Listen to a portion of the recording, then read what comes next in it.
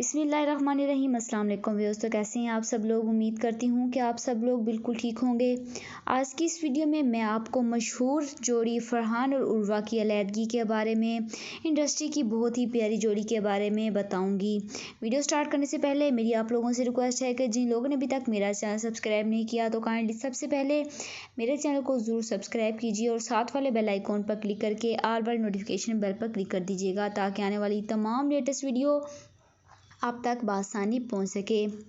चंद दिनों से उर्वा और फरहान की अलैदगी की खबरें सोशल मीडिया पर फैली हुई हैं और उनके फैंस इन सब की वजह से बहुत ही उदास हैं।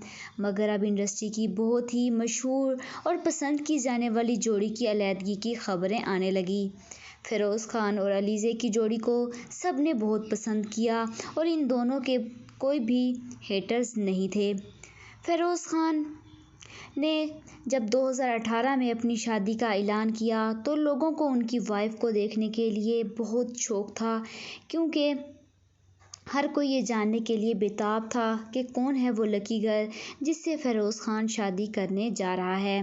फ़िरोज़ खान ने अलीज़े फ़ातिमा से 2018 में शादी की और ये एक अरेंज मैरिज थी और उनकी बहन ने उनके लिए ये लड़की पसंद की थी।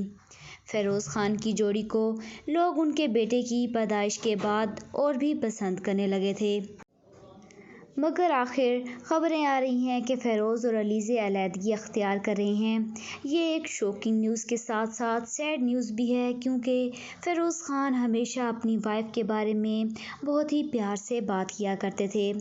लोगों ने इनको बहुत ही ज़्यादा तनकीद का निशाना बनाया। लोगों ने कुछ बातें भी की हैं, वो मैं आप लोगों के साथ शेयर करने जा रही हूँ। लोगों का कहना है कि इश्किया ड्रामे में काम करने के बाद असल ज़िंदगी में भी हानिया आमिर फ़िरोज़ खान से शादी तो करने की प्लानिंग तो नहीं कर रही। एक और सहाफ़ी ने लिखा है कि फ़िरोज़ खान को सज्जल अली की बद्दुआ लगी है या हानिया आमिर की। एक सारिफ ने लिखा है कि ये बात बिल्कुल सच है, क्योंकि उनकी फैमिली वालों ने ये बात खुद कही है। फ़िरोज़ खान अपनी तलाक के बारे में अभी कोई इंटरव्यू नहीं दिया। तो कैसी लगी आप लोगों को मेरी आज की ये वीडियो, कमेंट बॉक्स में ज़रूर बताइएगा। तब तक के लिए मुझे इजाज़त दीजिएगा। खुदा हाफिज़।